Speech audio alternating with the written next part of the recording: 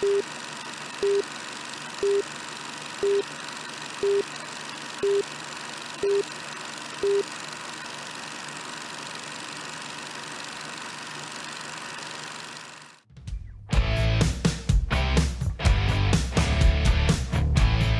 Ozzie Knezovich talks with community leaders about issues in the public safety arena, sponsored by River Ridge Hardware.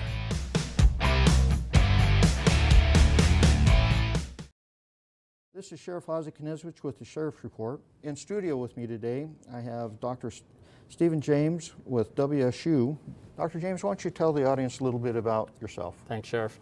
Yeah, my name's Stephen James. I'm an assistant professor at Washington State University here in Spokane. I'm in the College of Nursing, although my PhD is in criminal justice with a focus on police performance. If you can tell from my accent, I'm not a local. I'm from Ireland. I came over here in 2008 after a career in the British Army, where I focused mostly on counterterrorism and counterinsurgency operations around the world. So 23 years, deployed 9 times. So an academic with a little bit of real life experience. And right now I am part of a research team. I run a lab here in Spokane that looks at the impact of stress and fatigue on performance for the military, law enforcement, and other occupations where there's significant stress, fatigue, sleep loss, and the cost of getting it wrong is high. Very much so. I've had a chance to talk with Dr. James several times over the last several years, and I've read a lot of his and his wife's work. Your wife is very active in these studies also. She's the brains of the operation. Okay, I'll let you say that. And I highly respect his opinion on issues that we're going to talk about today. I brought Dr. James in to kind of cap off the series we just finished, the courageous conversation that no one really wants to have, to talk about bias, to talk about the effects of bias, to talk about what bias is. And before we went on air, I asked you a question, and I think that the answer you gave is an important thing for folks to hear here. And the question was, you know, is it our learned experience that we're using to respond to these situations, or is it bias? And your answer was? To some extent, it's the very same thing. And what I mean by that is that if we drill down to our core, bias is an accumulation of all of our lived experience, what we've been exposed to from our family, at school, through the media, through what we deal with day to day in life. And with law enforcement, no one ever calls a deputy sheriff or a police officer if they're having a good day, right? You're dealing with people in crisis day in, day out for 30 years now, Sheriff? It is, 31. And that has to leave its imprint. It leaves its footprint through your brain, you know, and we are, you know, evolved from the most evolved species on the planet, but there are parts of our brain that are still very primitive. You know, our amygdala, the accelerator, that fear response part of the brain, and our hippocampus, where we basically pattern match. And basically the brain is looking for shortcuts to get you through something as quickly as possible. And the more we see something, the more we experience something, those patterns get laid down in the more primitive parts of our brain, and we respond instinctively, subconsciously, implicitly. And that's kind of where we see these implicit, subconscious biases. It's just, and many of us are completely unaware that we have them. We all have them. There's no one immune to this phenomenon. The saving grace for all of us, for the human race, and specifically for law enforcement, is that thankfully we have a much more developed part of the brain, the prefrontal cortex, the executive decision-making part of our brain. And that is what allows us to not always act on these implicit subconscious associations that we're making. And you know, we also describe it not just the executive functioning part of the brain, but the moral decision making. Is it the right answer? Is it what I should be doing? And that's very much part of my wife and my research is, yes, we all have biases, but we also have the ability to inhibit them from coloring our behavior, our decision making, and the way we treat people. And that, I think, is an important conversation for law enforcement to have. Having that conversation, we know that the brain is divided into the thinking brain and the primal brain. And stress, sleep, the stress of life that might be going on outside, the work, the job, all impacts that to a major degree at times, especially the sleep aspect. Absolutely, and that's how we almost sidestepped into bias research, is because we were looking at the effect of stress, sleep deprivation, shift work on performance for the DoD and for law enforcement. And we noticed that people behave differently, and not just in reaction times and so on, but behaviorally, we just behave differently. And the one thing that I could say to, we deliver bias training to law enforcement across the nation. But to be honest, the number one best tool that we can give an officer is a good night's sleep. Maybe some meditation, might be going too far to put yoga in there. But when we have well-rested cops that are not stressed, predominantly they make the choice that society wants them to make, the moral, correct choice. And the more we stress officers, whether or not it's not funding agencies enough so you can get the staff you need, so you're not relying on overtime and backfilling and so on. So this conversation about defunding the police is so counter to what I believe deep down, is because if you think giving agencies less resources, less officers, the ills of society are not going away. So it's just going to mean they're going to have to work harder with less. And if we think adding that stress is going to result in better policing, we're sorely mistaken, because we're trying to keep officers in this prefrontal cortex and not. The more we stress them, the more they're fearful they are for their safety, the more likely biases will creep into their decision making. And all those things that you just mentioned are the triggers between primal and the thinking brain. And if I'm seeing what I perceive as a dangerous threat that my life is about ready to be challenged, if you will, or taken, that's where the triggers start switching back to the primal brain. And there's a lot of studies that talk about mindfulness, the ability to trigger between the two and keep your thinking brain engaged. Very difficult when, quite frankly, you mentioned it, when you're alone. Spokane County officer per thousand ratio is 0.8 per thousand.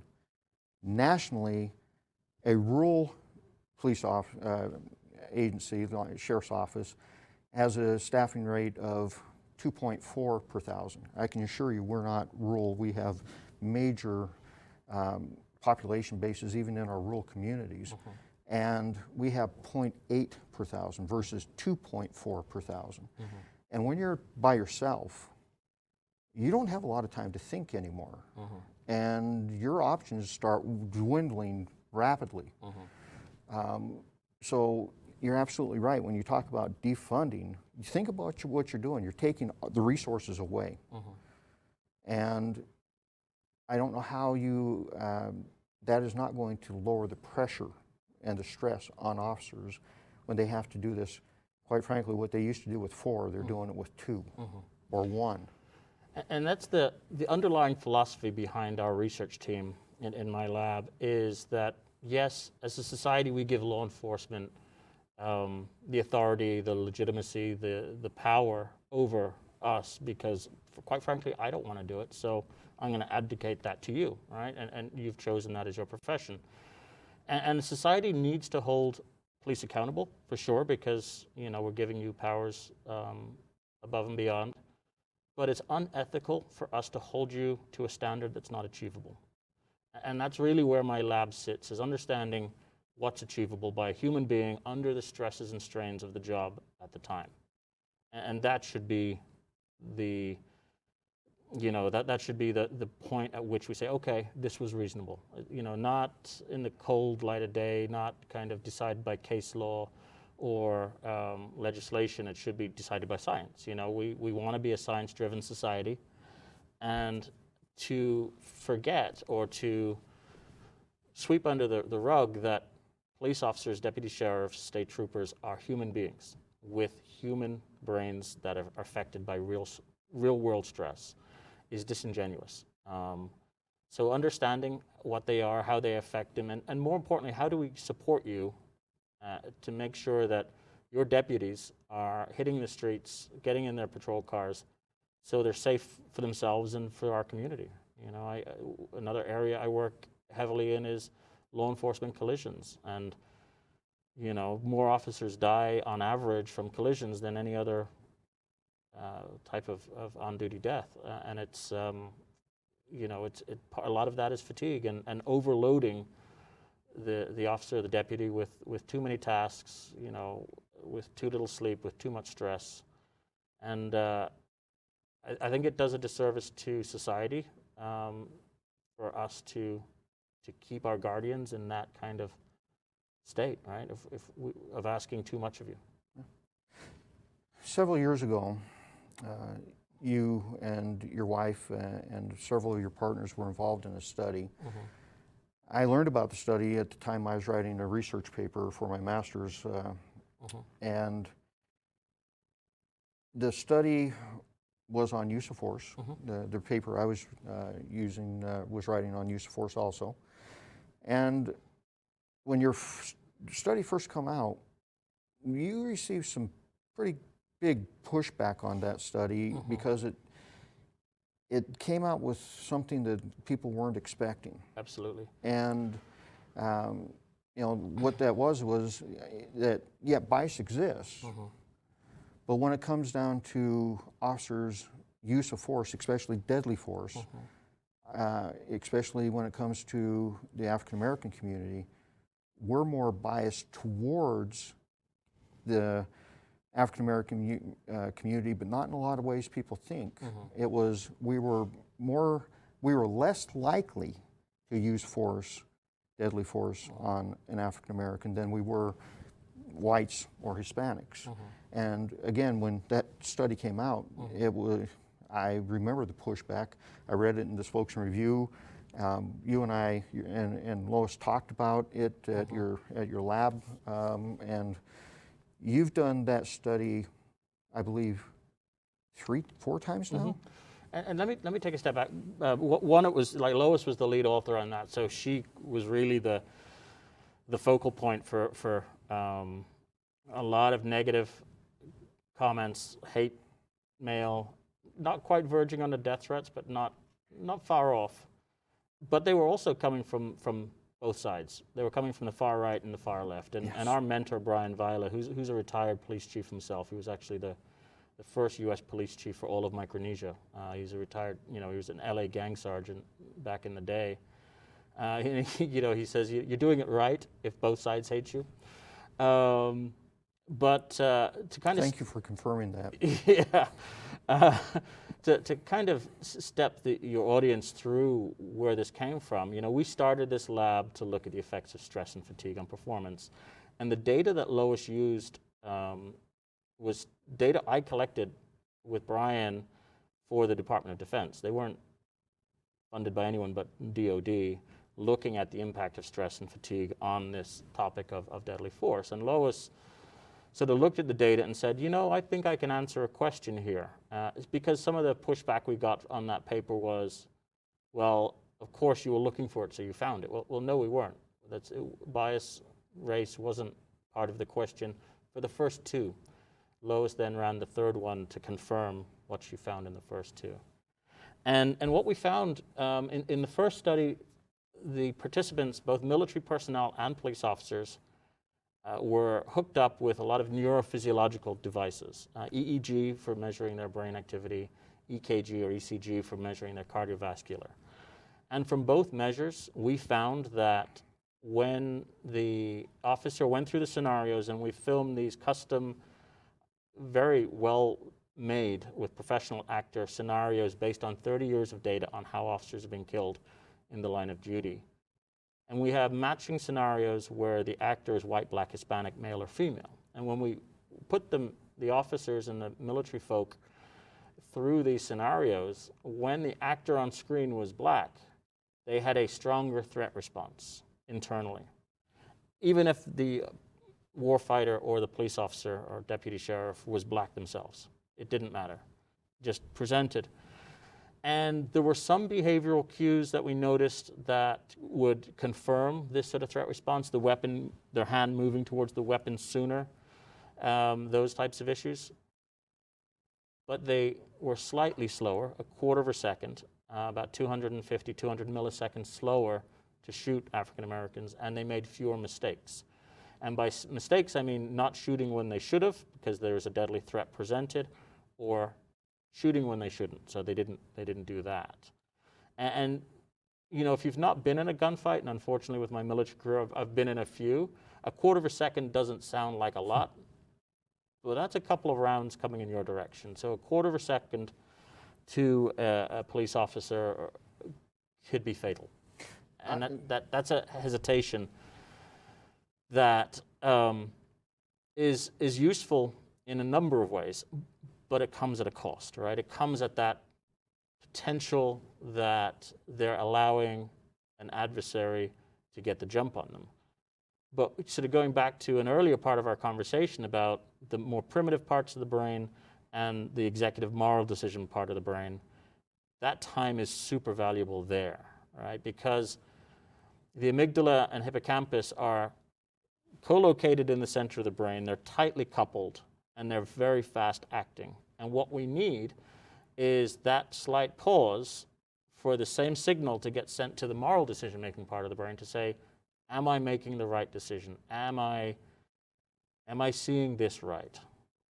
We did another study that actually I was only tangentially part of, but it was in my lab. It was with some great colleagues of mine, Hans van Dongen and his crew, that looked at fatigue and decision-making processes. And typically, most of us are what we would describe as bottom-up decision makers, right? We come into an environment and we see things around us. We put the pieces of the puzzle together until we have enough information to form a decision.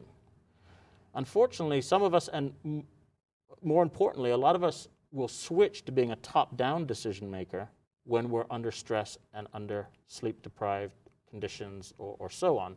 And what that means is you come into a situation and you make a snap decision, and you're just waiting for enough information to justify that information, and that is much more error-prone.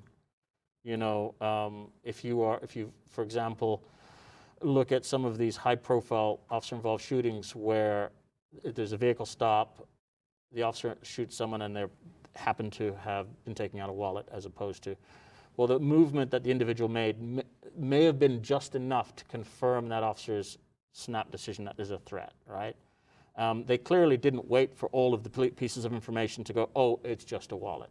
That doesn't make the officer evil. It makes him human and fallible.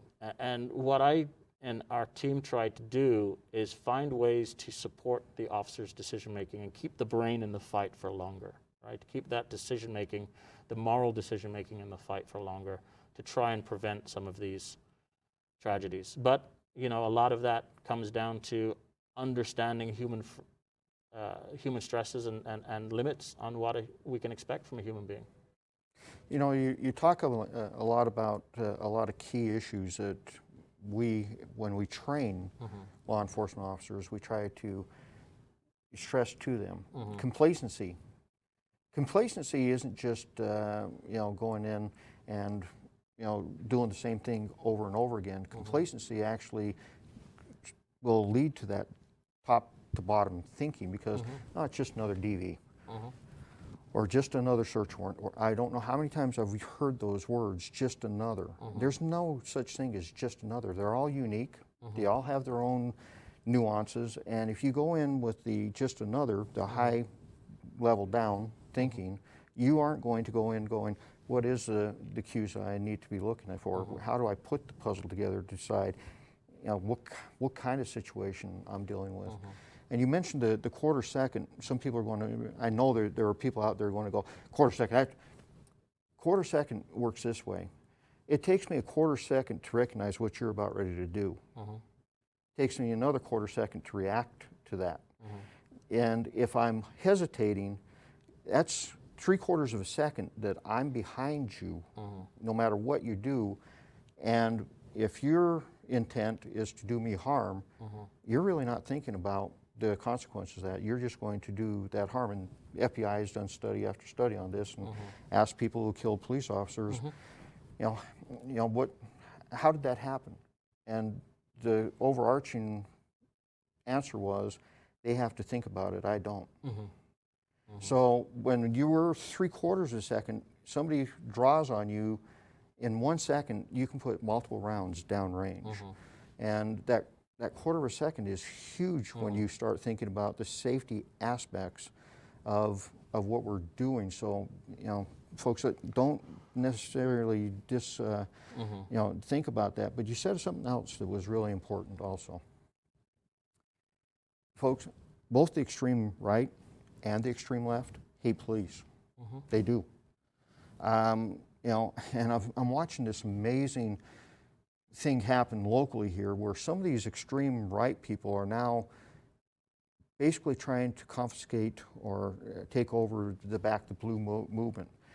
I've watched some of these people talk about killing police officers 4 years ago, and now they're saying that they back the blue. No, they're opportunistic, and they try to co-opt things that people care about, because here locally, 85% of this population support their law enforcement.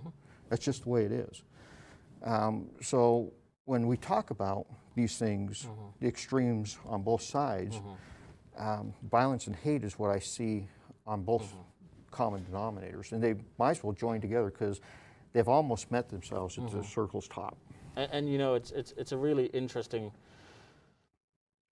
political culture we live in right now. I'm incredibly left-leaning. I grew up in Ireland, which is one step away from being a socialist country. I'm very proud of being Irish. I would consider myself left-leaning, a Democrat, very liberal, but I'm also very pro-police, right? Because you're doing a job that society needs. And it doesn't have to be mutually exclusive. You can be pro-police and pro-police reform.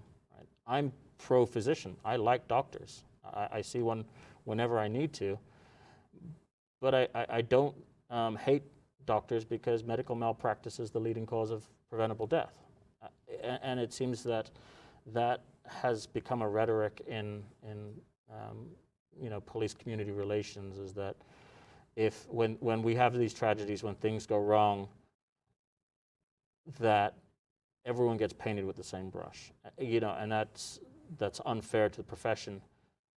The caveat I will use there is that I think law enforcement can do a better job at owning their mistakes and being willing to correct it. When someone dies in a hospital that was not an expected outcome, they investigate it and they track it down and they try and put measures to prevent.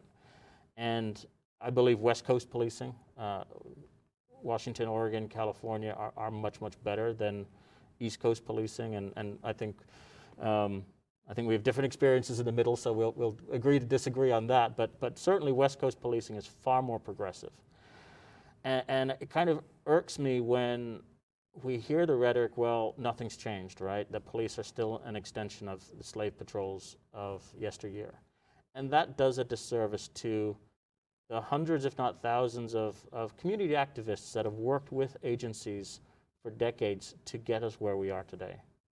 It also does a disservice to the law enforcement officers that Absolutely. have worked side by side with community activists to, build that faith and confidence and that trust. And, the Spokane Police Department have put many white supremacists away that were intent on doing very evil things in this community, to the point where recently we had one of our officers receive a death threat because they're starting to get out of prison now. We caught the death threat and that individual's going back to prison. The death threat was because we put white supremacists away. We don't tolerate that. But sadly, over this summer, I heard multiple times, you're racist, you're white supremacist, and it's like, how did I go from receiving an award for civil rights activism to being racist in a short year? You know, no system is perfect. But I think, you know, and President Biden said it in his inaugural speech, you know, our duty is to work towards a more perfect union. So I do think there is still room across the board to go. But having worked with your agency, with Spokane Police, for the last, 10 years now, I've seen the efforts. I've seen the investment both financially in people's time and belief, and even in the last 10 years, I've seen significant improvement. So to say that nothing's changed in 100 years or 200 years is disingenuous. But the thing is, we still need to have these conversations, right? We still need to be willing to shine a spotlight on where we're still failing, where we still have work to do. But doing so in a way that's constructive. You know, my PhD's in criminal justice with a focus on policing. But I work with police every day, and some of my other colleagues in criminal justice and a lot of my more left-leaning friends are like, how can you work with cops? You know, they have this misperception, they've kind of bought into a narrative that cops are evil, cops are the jackboot, you know, on everyone's throat. And my point is, like, my retort to them is that there's no system that's perfect, but the only way to move this profession in the direction that society is asking for is to roll up our sleeves and work together. Standing on the sidelines, pointing and shouting and not having honest, open discourse isn't going to move the needle. It's not going to move to where everyone feels heard and everyone feels accepted. So by having conversations like this, I work, Monday morning I'll be in the Oregon State Academy working, and I've been there every month for the last 4 years. I work with the Department for Public Standards, Safety and Training in Oregon to redesign their police academy. And it's hard work, and it's dedication, and it's not something that you can just come into a meeting or a public forum once every year or once every 6 months. It's, if you want to truly change things, you have to be open to knowing what you don't know, or knowing, you know, being open to learn. I don't know everything there is. I've never been a cop. I've worked in counterterrorism, which is as close as I got to it, working plainclothes military. But you know, we need to be open to listening to each other and moving the needle forward in a constructive way.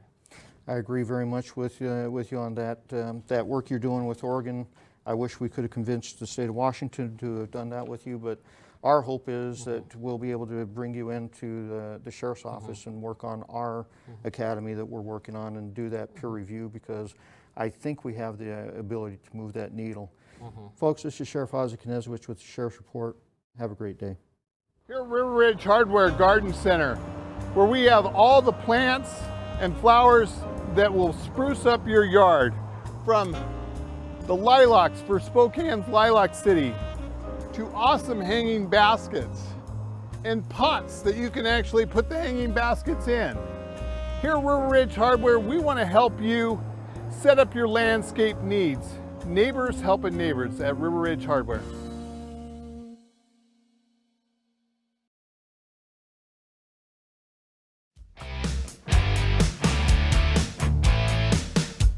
Thanks for watching. Ask the host a question, recommend a guest, or check out any of our other programs on Facebook, YouTube, Twitter, Apple Podcasts, Spotify, or SpokaneTalksMedia.com. Sponsored by River Ridge Hardware.